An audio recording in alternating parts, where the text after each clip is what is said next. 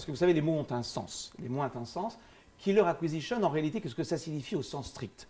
C'est l'idée que je vais racheter une pépite en devenir parce qu'elle est susceptible demain, en réalité, de concurrencer mon propre produit. Je la rachète, pardon, pour la faire taire. Et vous avez une étude intéressante que tout le monde a lue, hein, celle de Cunningham 2018, qui montre que dans la pharmacie, il n'est pas exclu, je crois que c'est 6% des cas, il n'est pas exclu que l'on puisse avoir ces fameuses killer acquisition. En clair, je rachète une start-up de biotech et la fameuse molécule sur laquelle elle est en train de travailler, eh bien, ne voit pas le jour.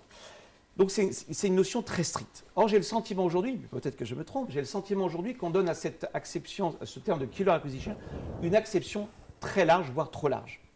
Si vous regardez dans le numérique, il y a une étude extrêmement intéressante de 3 économistes, je crois, de l'université de Liège, notamment Axel Gauthier.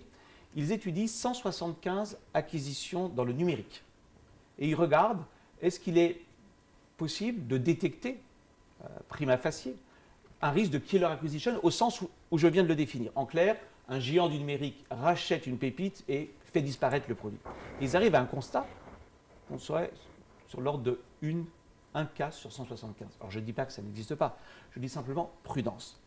En réalité, quand aujourd'hui on parle de killer acquisition, notamment dans le DMA, on parle d'autre chose. Je ne dis pas que ce n'est pas légitime, je dis que c'est d'autre chose. C'est en fait, vous allez racheter un petit concurrent pour l'intégrer à votre écosystème, pour en fait que votre écosystème devienne encore plus complet, plus important. Or, vous voyez bien que ça change complètement d'analyse.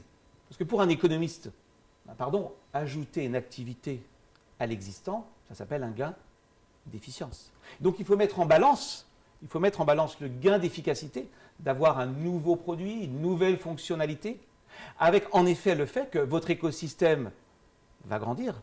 Et cela va poser de nouvelles questions, notamment des problèmes d'équité lorsque les utilisateurs sont au sein de cet écosystème.